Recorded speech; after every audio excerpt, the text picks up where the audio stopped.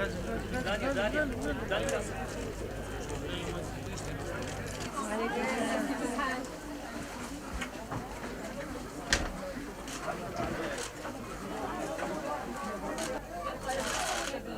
بالقارب قارب الموت واحد ثاني لانه ما لي حدا لا هنيك عرضنا لضغوط يعني ماشي صعب جديد حتى بالقتل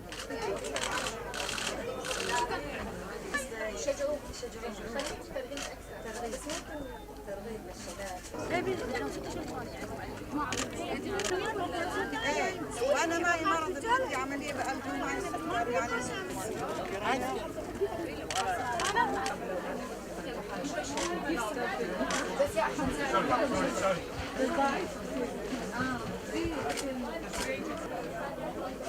ايوه ايوه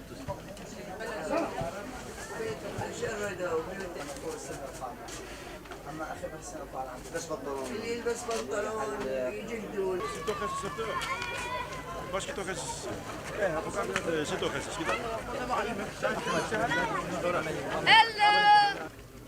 معهم دولار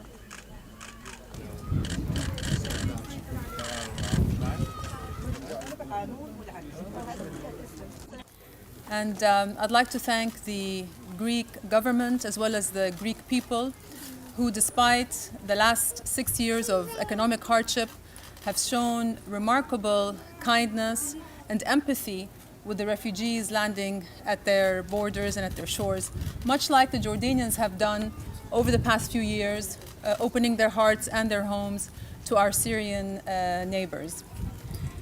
I'm fully aware how much of a challenge this crisis presents to Europe.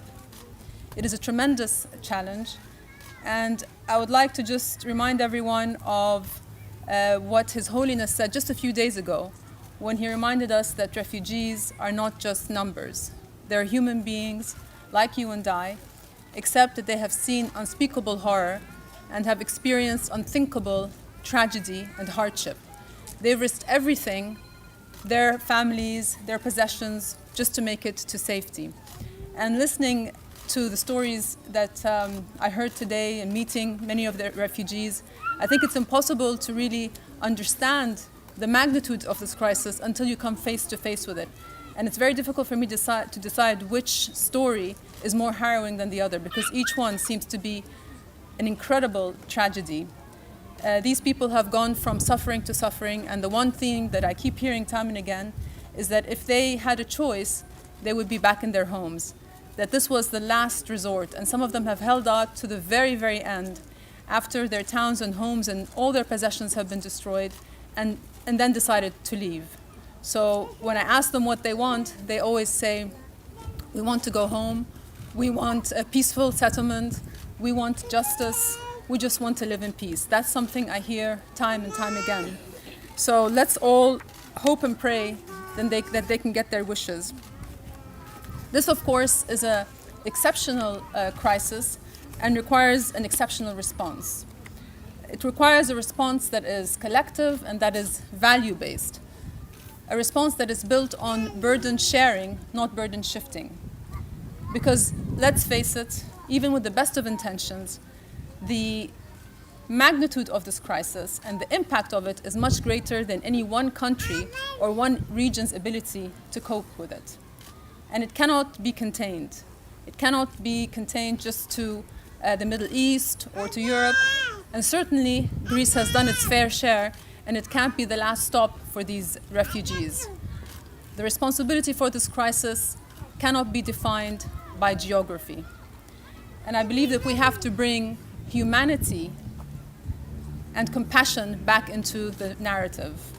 Because at the end of the day, this is a crisis about human beings, not about borders and barriers. It is about human dignity, not about deals. And I know that many of the humanitarian agencies that I have seen have expressed deep concern about the EU-Turkey deal.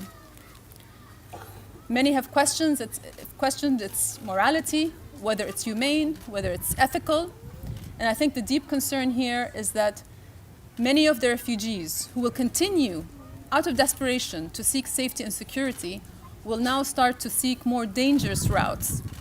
And already we have seen alternative routes to Europe being expanded. So it's absolutely crucial for us to look for legal alternatives and more safe and effective pathways to Europe and to areas of safety. And it's important to also look for more sustainable, long-term solutions to this crisis. Because at the end of the day, we can't just keep dealing with it as a temporary situation. We all know that refugees spend a long time in refugee camps, and this can't continue. Finally, I would like to call on the international community to support the local and international humanitarian agencies like the IRC and the UNHCR and countless others who are really doing incredible work. We need to commend them for their tireless efforts, but most importantly, we need to support them.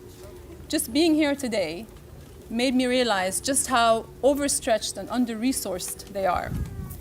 They are really doing a global public good. They are shouldering this responsibility on all our behalves, and it is incumbent upon us to do all that we can to support them. And today I had the opportunity to see firsthand the incredible work of the International Rescue Committee and all the work that they have been doing against all odds. They have been able to provide essential support and services to these refugees. They've been able to deliver clean water and sanitation and have opened the first and to date the only safe space for women near here.